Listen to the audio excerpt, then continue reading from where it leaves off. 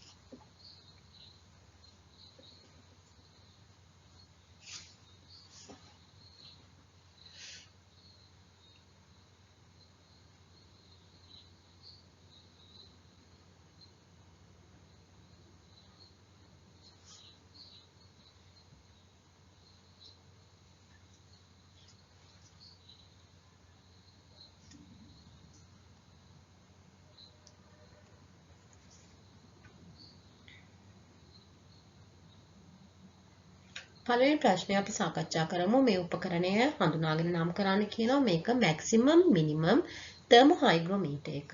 එහෙම නැත්නම් අපිට කියන්න පුළුවන් උපරිම හා අවම උෂ්ණත්ව මාන සමග ඇති ස්වයංක්‍රීය ආර්ද්‍රතා මානය කියලා. එහෙම ලියලා තියෙනවා ලකුණු දෙකක් ඔබට හිමි වෙනවා.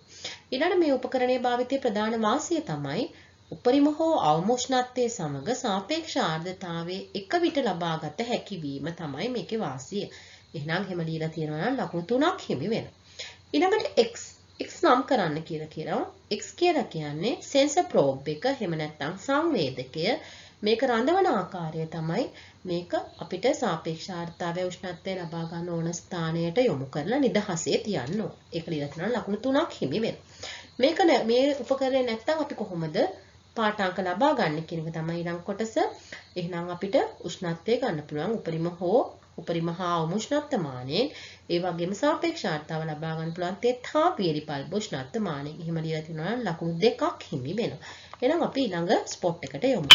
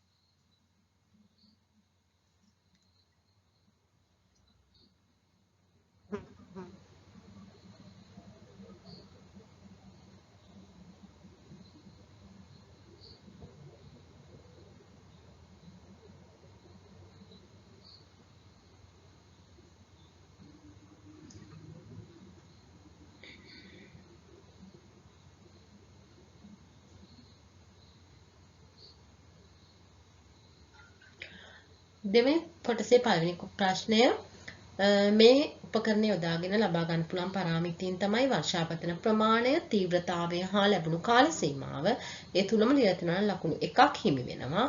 ඊළඟට ඔයාගෙන් අහනවා B කොටසේ පරිමාව 0.5 මිලිලීටර නම්. ඒ කියන්නේ මෙන්න මේ ටිපින් බකට් එකේ පරිමාව එක පැත්තක 0.5යි නම් මිනිත්තුවකට කම්පන වාර 10ක් ඇති වුණු අවස්ථාවකදී ගණනය කරපු පාරාමිතියේ පරිමාව කොපමණද කියලා. එහෙනම් දරුවනේ ඔයගොල්ලෝ 0.5 මිලිලීටර කියන එක මිනිත්තුවකට කම්පන වාර 10න් වැඩි කරන්න ඕන. එහෙනම් ඔයාලට එනවා මිලිලීටර 5ක් කියන අගය. මේක ලියලා තිනවා නම් ලකුණු 3ක් හිමි වෙනවා. ඊළඟට මේ පාරාමිතියේ තීව්‍රතාවය ගණනය කරන්න කියලා කියනවා. පාරාමිතියේ තීව්‍රතාවය අපි ගණනය කරන්නේ පැයකට මිලිලීටර කොච්චරක් ලැබුණාද කියන එක. එහෙනම් මිනිත්තුවකට මිලිලීටර 5ක් නම් ඔයාලා පැයකදී හොයන්න ඒක 60න් වැඩි කරන්න ඕන. එහෙනම් පැයකට මිලිලීටර එකකයක් දාන්න ඕන. පැයකට මිලිලීටර 300ක් කියන පිළිතුර තමයි ඔබට ලැබෙන්න ඕන. එහෙනම් ලකුණු 3ක් එකට හිමි වෙනවා. ඊළඟට මේ B රූප සටහනේ ABC නම් කරන්න කියලා කියනවා. A කියලා කියන්නේ පුනීලය, B කියලා කියන්නේ ටිපින් බකට් එක, C කියලා කියන්නේ චුම්බකය. මේ තුන හරියට ලියලා තියෙනවා ලකුණු 3ක් හිමි වෙනවා. එහෙනම් අපි තුන්වෙනි ප්‍රශ්නයට යමු වෙමු.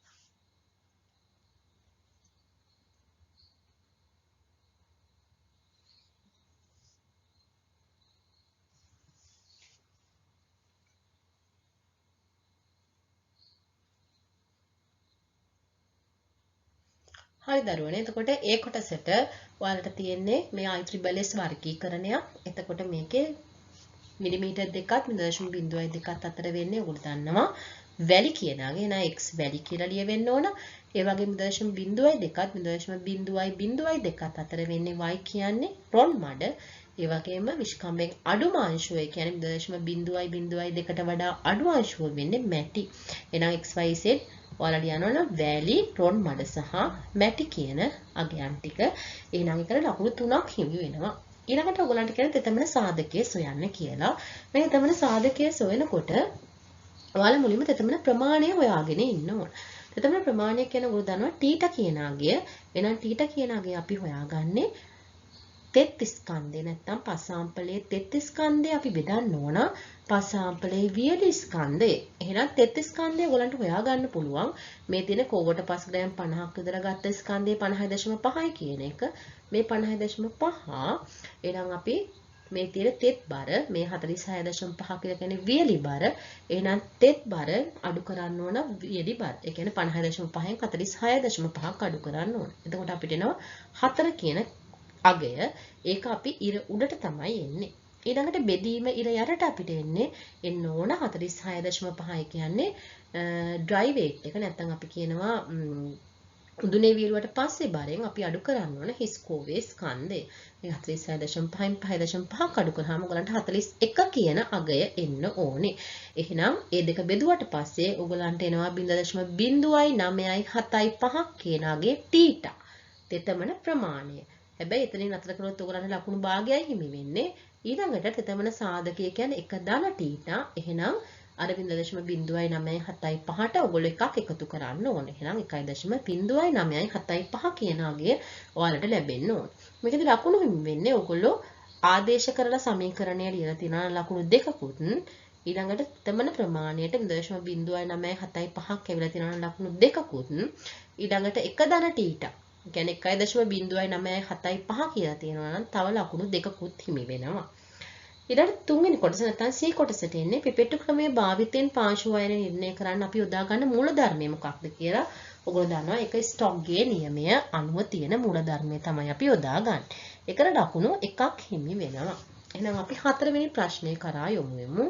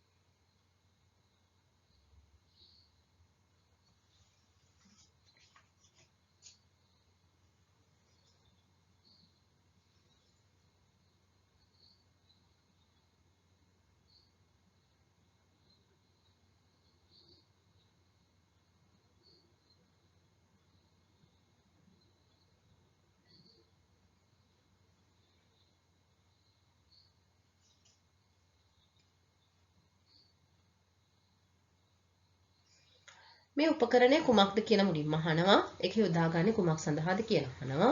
මේ උපකරණය තමයි කෝන් පෙනිට්‍රොමීටර් එක නැත්නම් අපි කියනවා කේතු විහිදුම් මානය කියලා. ඒක ලියලා තිනවා නම් ලකුණු දෙකකුත්. ඒක යොදාගන්නේ පාංශු සංස්ථිතිය නිර්ණයට එහෙම නැත්නම් පසේ ද්‍රවශීලතාව නිර්ණය කිරීම කියලා ද්‍රවශීලතා සීමා නිර්ණය කිරීමට කියලා ලියලා තිනවා නම් ලකුණු 3කුත් හිමි වෙනවා. ඊළඟට කියනවා මේක පස තුල ගමන් කරපු දුර මිලිලීටර් 20ක් වෙනකොට පසේ තෙමන ප්‍රමාණය කොච්චරද කියලා. ඔයගොල්ලෝ දන්නවා මේ කේතුව පස තුල ගමන් කළ දුර මිලිමීටර් 20 මේක අපි මේ ප්‍රස්ථාරය ආශ්‍රිතව ඉහළට අරගෙන ගියාට පස්සේ මෙතන කැපෙන ස්ථානය 140 තමයි කැපෙන ස්ථානයට එන්නේ. එහෙනම් පසේ තෙමන ප්‍රමාණය කොච්චරක් දෙන්නේ 140යි කියන අගය. 140 ඉරිය තිනවා ලකුණු දෙකකුත් ඒ වගේම මේක යොදා ගන්න මේ සඳහායි කියන අපිට එන අගය සඳහා යොදා ගන්න පුළුවන් නාමයක් තියෙනවා නම් ඒක මොකක්ද කියලා අහනවා. ඒක තමයි පාංශු ද්‍රවශීලතා අගය. එහෙනම් ඒකට ලකුණු 3කුත් හිමි වෙනවා. එහෙනම් අපි පස්වෙනි ප්‍රශ්නය කරා යමු.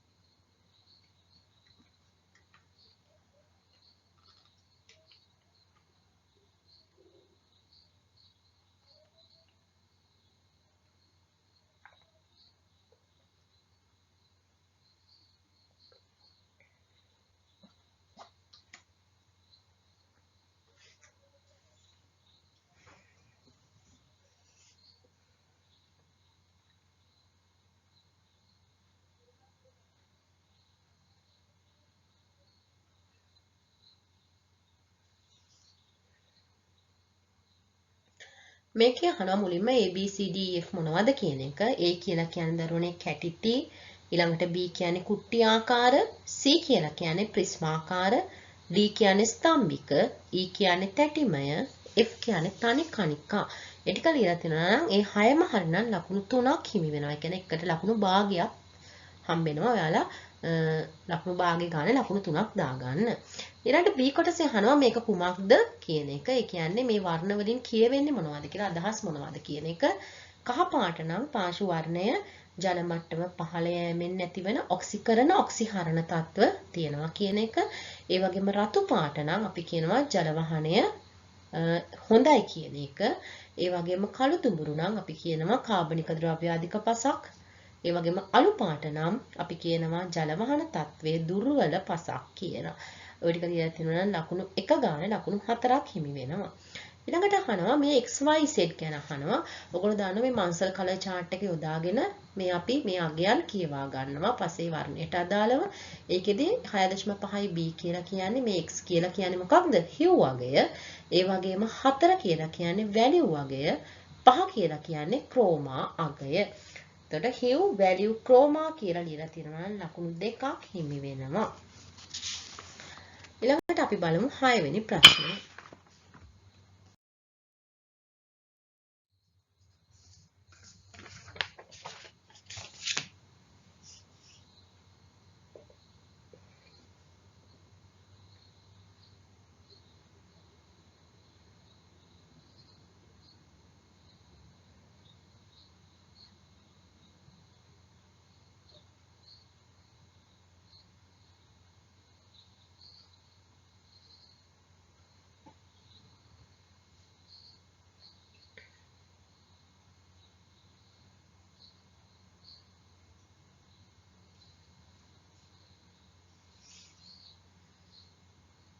ඔයාලට මේක පැහැදිලි නැත්නම් D කියලා කියන්නේ ගොටු කොළ කියලා හිතාගෙන ලියන්න.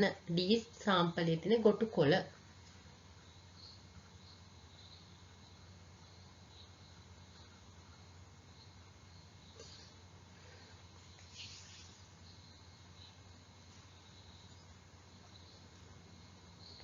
මේකේ මේ ප්‍රචාරක ව්‍යුහ ආකාර සඳහන් කරන්න කියලා කියන්නේ ඒ කියන්නේ උගලන්ට පේන ඉඟුරු වලයක් තියෙන එහෙනම් රයිසෝමයක් ඒ රයිසෝම B රටලුණු තියෙන්නේ ඒ කියන්නේ බල්බ C කියන්නේ ස්කන්ධාකන්ද D කියලා කියන්නේ දාවක E කියලා කියන්නේ අතු කැබලි එහෙනම් ඒකට ලකුණු 5ක් හිමි වෙනවා ඊට පස්සේ අහනවා මේවා අතරින් ස්වභාවික වර්ධක ප්‍රචාරක ව්‍යුහ මොනවද කියලා E හැර ඉතුරු ටික. ඒ කියන්නේ A B C D කියලා ලියලා තියෙනවා නම් ලකුණු 1ක් හිමි වෙනවා. ඊළඟට අහනවා අංකුර බද්ධ ක්‍රමයේදී අංකුරේ වර්ධනය වූ පසු ග්‍රාහක කඳ කපන්නේ කොහොමද කියන එක. එතකොට ඔයගොල්ලෝ දන්නවා මේ විදිහට අපි අංකුර බද්ධයක් සිදු කරාට පස්සේ අංකුරය මේ පැත්තට වැඩෙනවා නම් අංකුරය මේ අතට වැඩෙනවා නම් අපි මේ ගහේ කඳ කපන්න ඕන අංකුරයෙන් ඉවතට ඇලවෙන ලෙස. එහෙනම් අපි කැපීම යොදන්න ඕන මෙන්න මේ පැත්තට. මෙන්න මේ පැත්තට තමයි අපි මේ ග්‍රාහක කඳ කපන්න ඕන. මොකද නැත්තම් අපි අනිත් පැත්තට කැපුවොත් එහෙම ජලය වැටෙනවා මේ අපේ අංකුර බද්ධය සිදු කරපු නැත්තම් මේ අංකුර බද්ධය සිදු කරපු ස්ථානෙට. එතකොට මේක මිය යන්න පුළුවන්. එහෙනම් මේ අංකුරයෙන් පිටතට බෑවුම් වන ලෙස කපන්න ඕන. ඔන්න ඔය විදිහට ඇඳලා තියෙනවා නම් ඔයාලට ලකුණු 4ක් හිමි වෙනවා. අපි ඊළඟ ස්පොට් එකට යමු.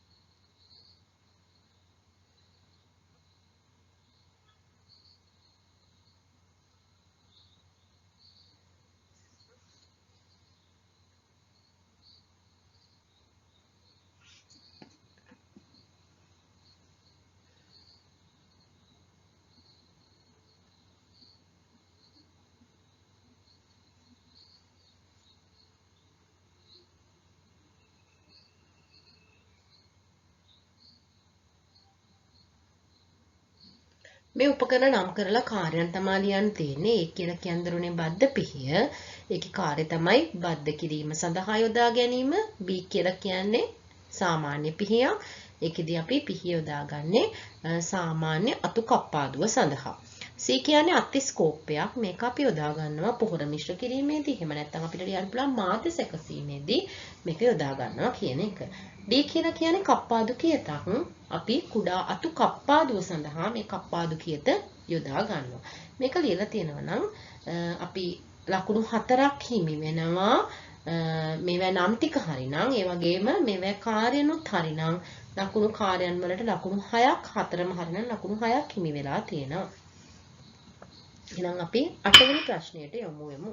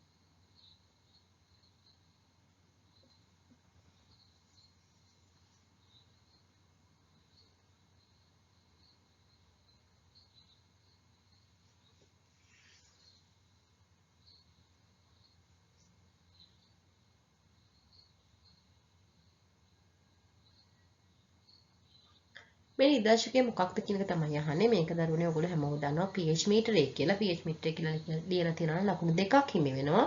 මේකෙන් පාඨාංක ලබා ගන්න කලින් කරන්න පූර්ව අවශ්‍යතාවය තමයි අවශ්‍යතා මොනවාද කියලා අහන්නේ. එතකොට අංක ශෝධනය සිදු කළ යුතුයි. ඒක ඉතා වැදගත්. ඒක ලියලා තියෙනවා නම් ඔයගලන්ට ලකුණු ලැබෙනවා. ඒ වගේම සෑම විටම සෙන්සර් ප්‍රෝබ් එක ආශ්වාස ජලයෙන් සෝදා තෙත මාත්තු කරලා ලබා ගන්න ඕනේ. ඒකත් පූර්ව අවශ්‍යතාවයක්. එකටත් ලකුණු හිමි වෙනවා. ඊළඟට ඔයගොල්ලෝ හැම වෙලාවෙම මේක නිවැරදිද කියලා මේකේ ලැබෙන පාඨාංක නිවැරදිද කියලා බලන එකටත් ලකුණු ලැබෙනවා. ওই තුනෙන් ඔයගොල්ලෝ දෙකක් ලියලා තියෙනවා නම් ලකුණු 6ක් හිමි වෙනවා. ඊළඟට C කොටස අහන්නේ මේකෙදී අපි පස් වර්ගය අනුව අපි මේකට ආශ්‍රිත ජල එකතු කරන ප්‍රමාණය වෙනස් වෙනවා. එහෙනම් අපි ඔයාලගෙන් අහන්නේ වැලිමේ පසක් සඳහා යෝග්‍ය අගය කොච්චරද කියලා. වැලිමේ පසක් සඳහා අපි 1:1 අනුපාතය වැලි සහ පස් යොදනවා. එහෙනම් එකට ලකුණු 2ක් හිමි වෙනවා. අපි යමු 9 වෙනි ප්‍රශ්නයට.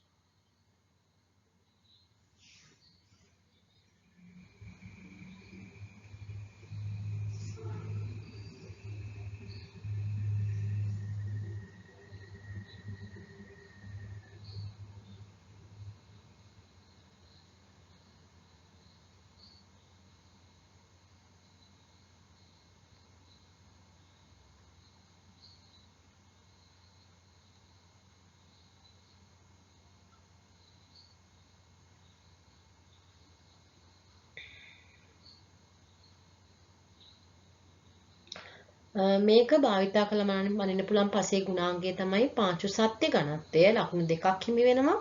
මේක හඳුන්වන්නේ විශිෂ්ට ගුරුත්ව කුප්පිය නමින්. ඒකට ලකුණු 2ක් හිමි වෙනවා. ඊළඟට මේ පරීක්ෂණය සිදු කරන ආකාරය අහනවා කෙටියෙන්. එහෙනම් ඔයගොල්ලෝ කියන්න ඕන මුලින්ම ඔයගොල්ලෝ පස් සාම්පලය ලබාගෙන මද පවනේ වේරලා ඒක කුඩු කරලා මිලිමීටර් 2 පෙරේරෙන් හලා ගන්න ඕනේ කියන එක. ඒක ලියවිලා තියෙන්න ඕන. ඊළඟට විශිෂ්ට ගුරුත්ව කුප්පියේ මුල් බර කිරා ගන්න ඕන. කියන්නේ වියලි විශිෂ්ට ගුරුත්ව කුප්පියේ මුල් බර. ඒකට ලකුණු ලැබෙනවා. ඊළඟ විශිෂ්ට ගුරුත්ව කුප්පියට පස් සාම්පලය විශිෂ්ට ගුරුත්ව කුප්පියෙන් භාගයක් අපි පස් සාම්පලය දාගෙන අපි බර කිරා ගන්නවා කියන එක. ඊළඟට මේ පස් සාම්පලය වැහෙනකම් වතුර දාලා අපි ජල තාපකයක රත් කරනවා කියන එකට. ඒ වගේම ඊට පස්සේ අපි පස් සාම්පලයයි සමග ජලය යොදලා බර කිරනවා කියන එකට. ඒ වගේම ඊට පස්සේ සම්පූර්ණයෙන්ම මේ තියෙන පස් ඉවත් කරලා ජලය පමණක් යොදලා මේකේ බර කිරනවා කියන එකට ලකුණු හිමි වෙනවා. ඊට පස්සේ සමීකරණයේ ආධාරයෙන් පාංශු සත්‍ය ඝනත්වය නිර්ණය කරනවා කියලා ලියලා තියෙනවා නම් ලකුණු 6ක් හිමි වෙනවා. එතකොට මේක කෙටියෙන් ලියන්න ඕන. ලොකු පැහැදිලි කිරීම අවශ්‍ය නැත. එහෙනම් අපි ඊළඟ එතකොට ලකුණු 6ක් හිමි වෙනවා. 10 වෙනි ප්‍රශ්නයට යමු.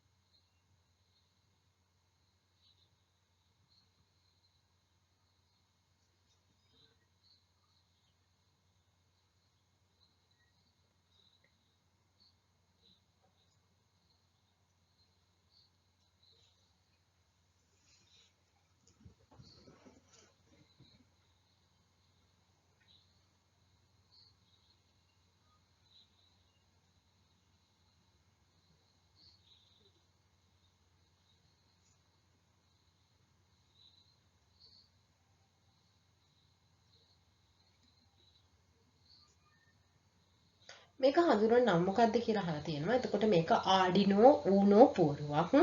එකට ලකුණු 1ක් හිමි වෙනවා.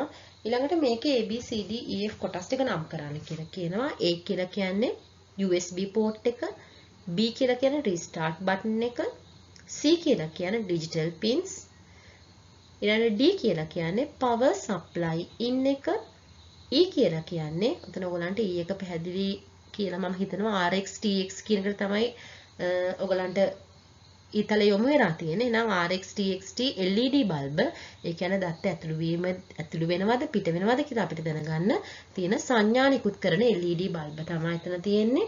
ඊළඟට F කියලා කියන්නේ analog pins. ඒකට ලකුණු ඔයගලන්ට හිමි වෙනවා ලකුණු 6ක්.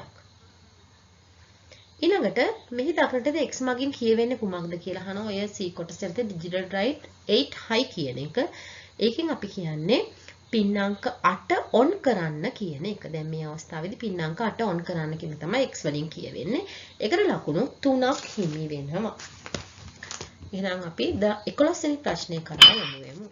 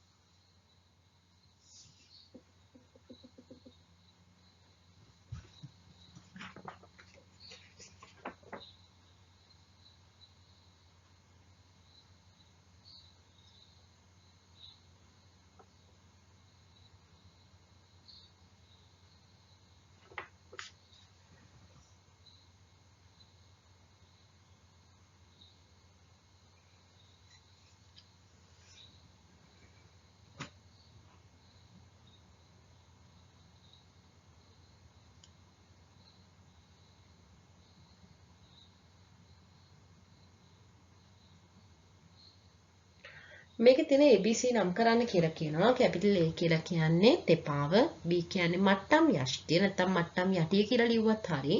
C කියලා කියන්නේ ඩම්පි ලෙවලය නැත්නම් ලෙවල් 1 කියලා ලියලා තියෙනවා නම් හරි. ඒතර ලකුණු 3ක් හිමි වෙනවා එක බැගින්. ඊළඟට අහනවා සේදාශකයේ තියෙන XYZ AB නම් කරන්න කියලා. X කියලා කියන්නේ දරුවනේ අවනෙත, Y කියන්නේ උපනෙත, Z කියලා කියන්නේ සීරු මාරුව නැත්නම් අපි කියනවා රළු සීරු මාරුව කියලා. ඊළඟට සිම්පල් A කියලා කියන්නේ පාදෙස් කුරුප්පුව, සිම්පල් B කියලා කියන්නේ මට්ටම් බුබුල. නැත්නම් බුබුලු ලෙවල් 1 කියලා ලියලා තිබුණත් ලකුණු දෙනවා. ඒකට ලකුණු 5ක් හිමි වෙනවා. ඊළඟට අහනවා බිම්මැනීමේදී මෙමෙ එක් එක් උපකරණයේ භාවිතයේදී අපි සලකා බලන කරුණක් බැගින් ලියන්න කියලා. A තෙපාව අනිවාර්යයෙන්ම මට්ටම් වෙන්න ඕන, විකෘතිතා වලින් තොර වෙන්න ඕන. B සිරස්ව පිහිටන්න ඕන. ඒ වගේම C කියන එක අනිවාර්යයෙන්ම මට්ටම් වෙලා තියෙන්න ඕනේ.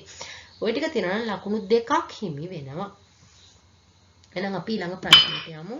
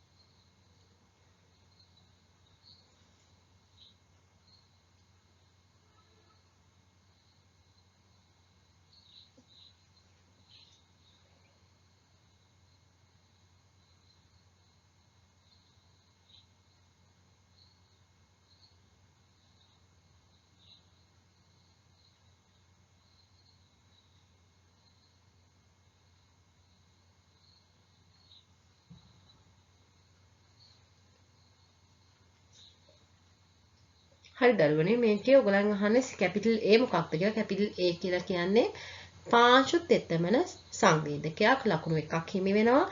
මේක භාවිතයෙන් මනින්න පුළුවන් පාංශු ගුණාංගය තමයි පාංශු තෙතමනය. ඒකට ලකුණු 1ක් හිමි වෙනවා.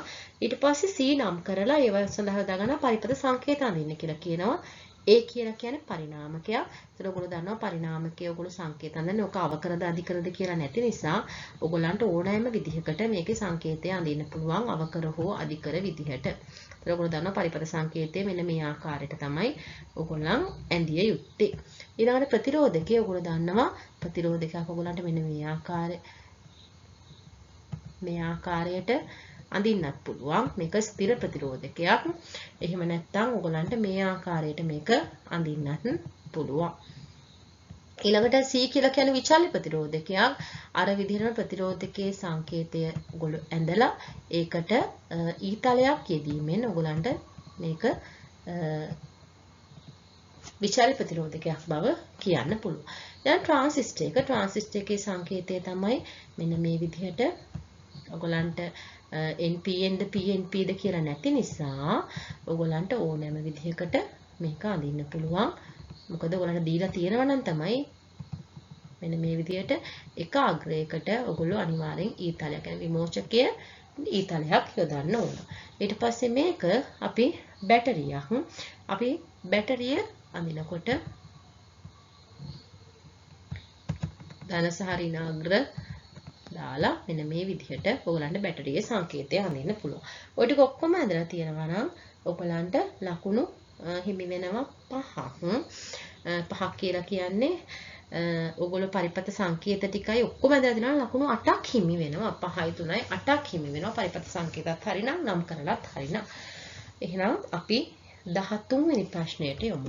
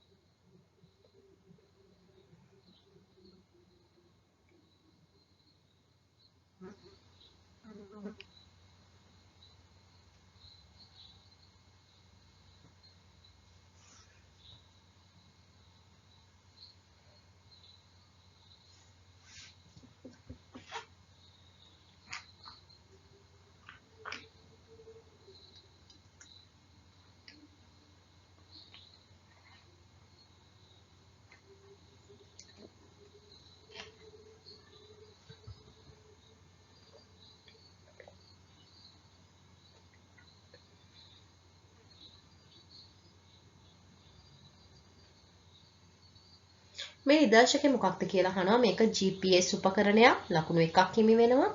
මේකෙන් ලබා ගන්න පුළුවන් මිනුම් තුනක් තමයි අපිට පුළුවන් සක්‍රීය චන්ද්‍රිකා ප්‍රමාණය ගණනය කරන්න. නැත්නම් යම් ස්ථානයක ඔයගලන්ට ස්ථානයක් නිර්ණය කරගන්න පුළුවන්. ඒ වගේම ඔයගලන්ට සැටලයිට් ජියෝමෙට්‍රි වාර්තාකරණය මේකෙන් ලබා ගන්න පුළුවන්. ඒකට ලකුණු 6ක් හිමි වෙනවා. ඊළඟට මේ භාවිතයට පෙර අනුගමනය කරන්න වැදගත් කරුණක් සඳහන් කරන්නලු. ඒක තමයි මේක සක්‍රිය කරලා විනාඩි 20ක් විතර කාලයක් ඔයාලා නොසෙල්වි එක ස්ථානයක තියලා තියන්න ඕනේ. අන්න ඒකට ලකුණු 3ක් හිමි වෙනවා. එහෙනම් අපි ඊළඟ ප්‍රශ්නයට යමු.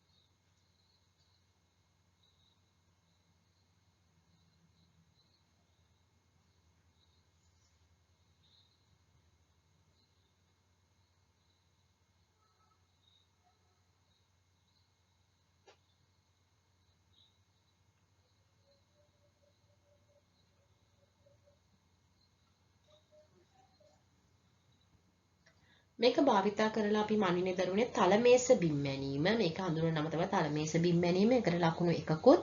මේකට යොදා ගන්න ඕන උපකරණ 4ක් තමයි ඇඩිඩේඩය, ලම්බය සහ ලම්බකරුව, ඒ වගේම මාලිමාව සහ ස්ප්‍රීතු ලෙවලය. ඔය ටික ලියලා තියෙනවා නම් 4ක් ලියලා තියෙනවා නම් ලකුණු 4ක් හිමි වෙනවා. ඊළඟට අපිට කියලා තියෙනවා මේකේ අපි ඉදම් සඳහා මේ භාවිතා කරන ක්‍රම වෙනස් වෙනවා කියලා 3ක් නම් කරලා එම ක්‍රම යොදා ගන්න පුළුවන් කුමන වර්ගයේ ඉඩම් වලටද කියලා අහනවා. අරිය ක්‍රමය නම් අපි දන්නවා ඉඩමේ බාධක නොමැති අවස්ථාවලදී අපි අරිය ක්‍රමය යොදා ගන්නවා. අන්තර්ඡේදන ක්‍රමය යොදා ගන්න ඉඩමේ යම් තාක් දුරට බාධක තියෙනවා නම් අපි අන්තර්ඡේදන ක්‍රමය යොදා ගන්නවා. ඒ වගේම පරික්‍රමණ ක්‍රමය අපි යොදාගන්නේ ඉඩමේ බාධක විශාල වශයෙන් තියෙනවා නම් සහ ඉඩම වටා අපිට ගමන් කරන්න පුළුවන් හැකියාව තියෙනවා නම් අපි පරික්‍රමණ ක්‍රමය යොදා ගන්නවා. ඒකට ලකුණු 5ක් හිමි වෙනවා.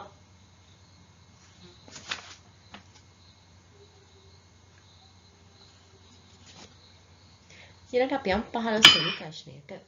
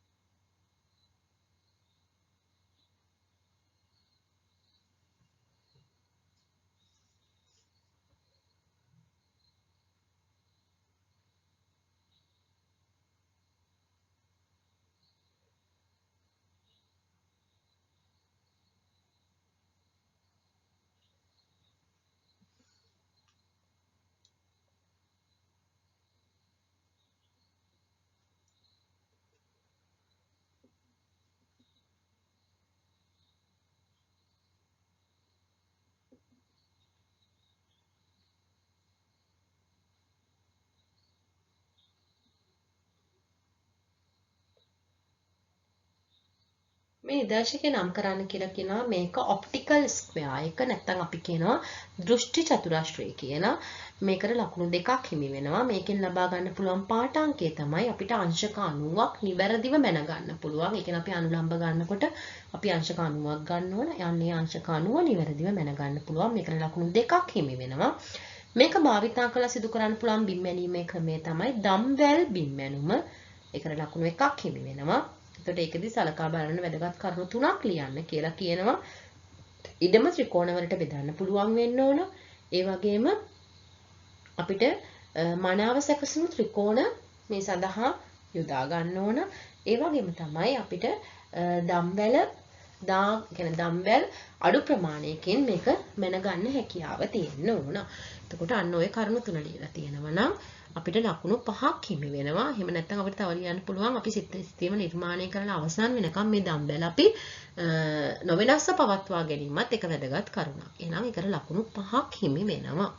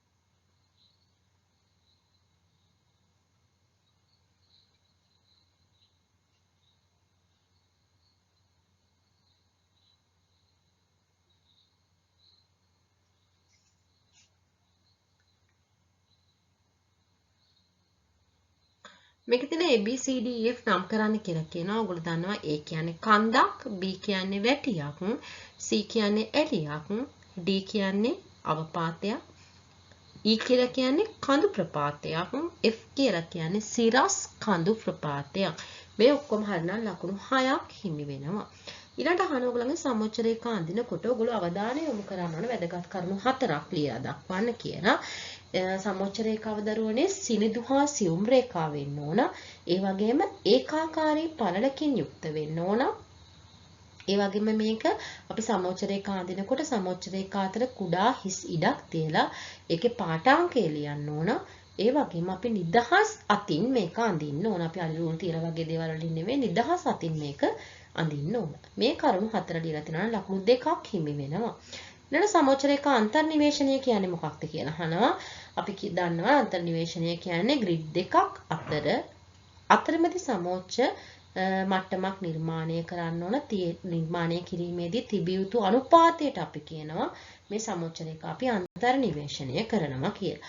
අන්න ඒක ලියලා තිනවා ලකුණු 2ක් හිමි වෙනවා. ඊළඟට අපි යමු 17 වෙනි ප්‍රශ්නයට.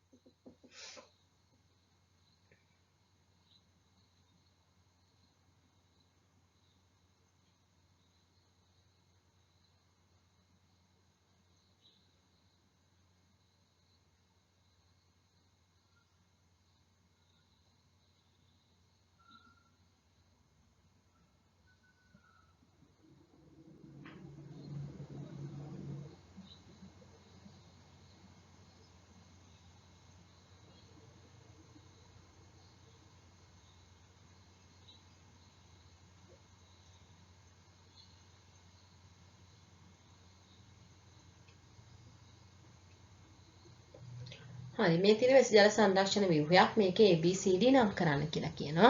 සිම්පල් A කියලා කියන්නේ ඔයගොල්ලෝ දන්න උඩින්ම දාන්නේ බොරළුයි මැටල් ගල්. ඊළඟට B කියලා කියන්නේ අඟුරු, C කියන්නේ වැලි, ඊළඟට D කියලා කියන්නේ සුද්ධ කරගත්ත කොහු කෙඳි තමයි අපි මේකට යොදන්නේ.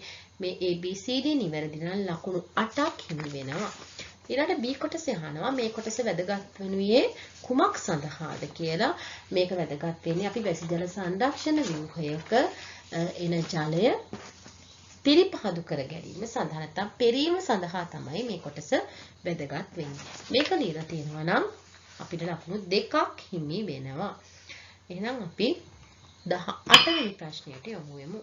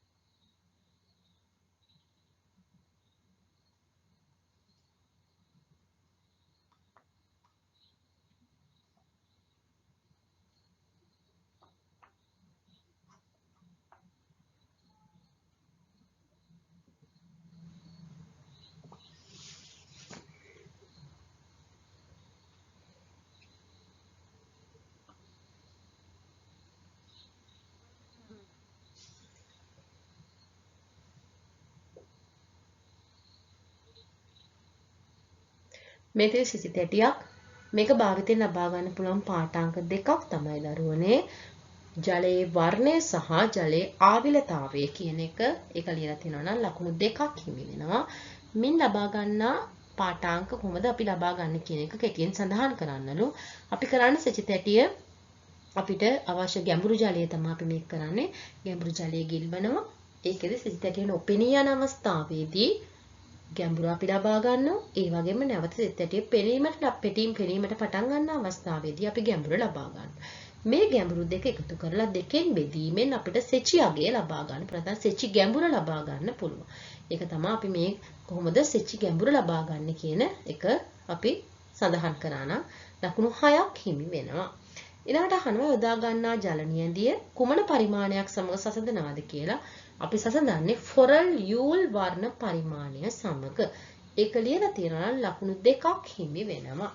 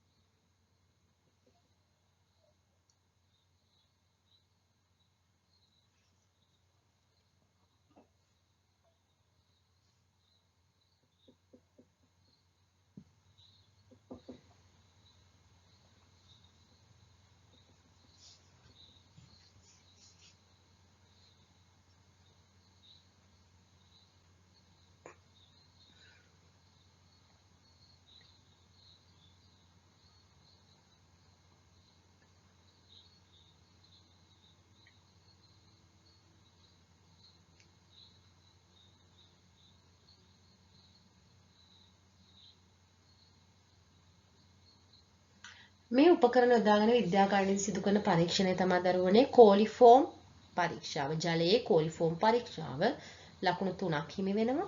මේකේ තියෙන AB නම් කරන්නලු. A කියලා කියන්නේ යුනිවර්සල් බොටල් එක. B කියලා කියන්නේ ඩර්හැම් නල. පරීක්ෂණ නල කියලා ඔයගොල්ලෝ වැරදියට වටහා ගන්න එපා. මේක ඩර්හැම් නල. එනම් ලකුණු 2 බැගින් ලකුණු 4ක් හිමි වෙනවා. මේ පරීක්ෂණය සිදු කරන පියවර 3 නම් කරන්නලු. පියවර 3 තමයි ඔගොල්ලෝ දන්නවා අනුමාන පරීක්ෂාව, තහවුරු පරීක්ෂාව සහ නිමකල පරීක්ෂාව. අනුමාන පරීක්ෂාව, තහවුරු පරීක්ෂාව සහ නිමකල පරීක්ෂාව. ඒ තුන ලියලා තියෙනවා ලකුණු 3ක් හිමි වෙනවා. එහෙනම් අපි අවසාන ප්‍රශ්නය කරා යමු.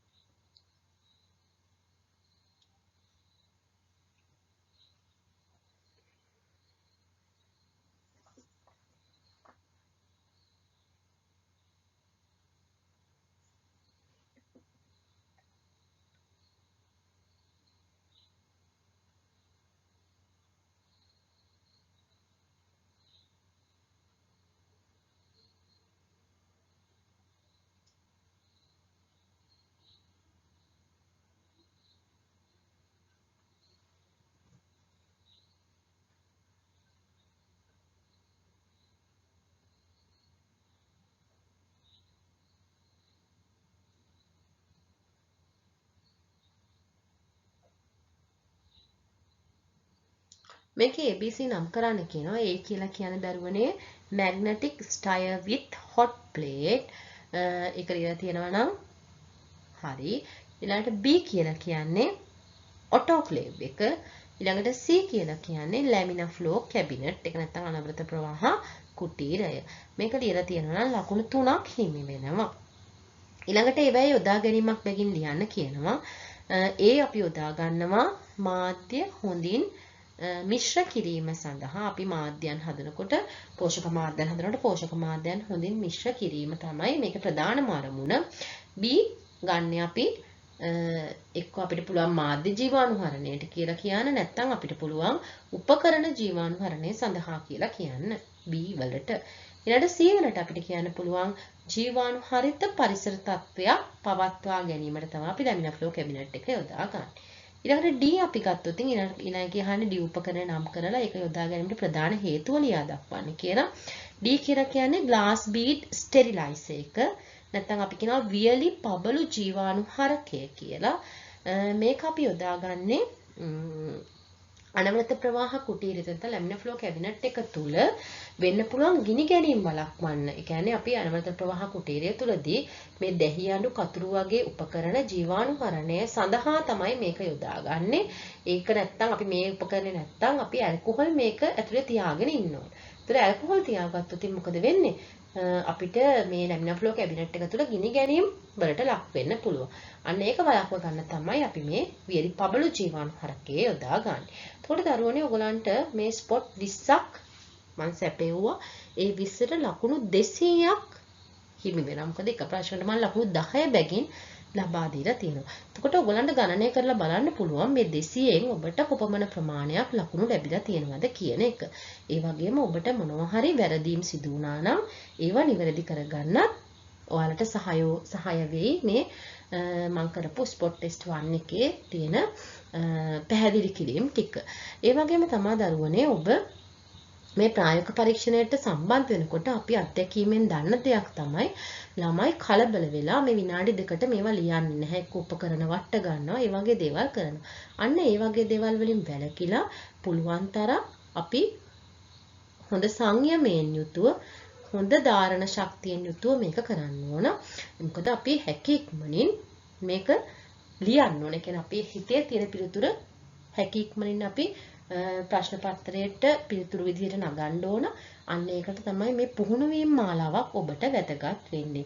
නිකම්ම පාඩම් කරන් ගියාට ඔයගොල්ලන්ට මේක ටිකක් අමාරුයි. ඒ නිසා මේ ස්පොට් ටෙස්ට් සඳහා මේ ස්පොට් ටෙස්ට් මේ පරීක්ෂණ සඳහා නිරන්තරයෙන් යොමු වෙලා ඔයගොල්ලෝ ඔයගොල්ලන්ගේ දැනුම සහ අවබෝධය ඒ වගේම ලිවීමේ හැකියාව වැඩි දියුණු කරගෙන උසස් පෙළ විභාගයේ ප්‍රායෝගික පරීක්ෂණවල ස්ථානීය පරීක්ෂණය සඳහා හොඳින් මුහුණ දෙයි කියන එක මම විශ්වාස කරනවා.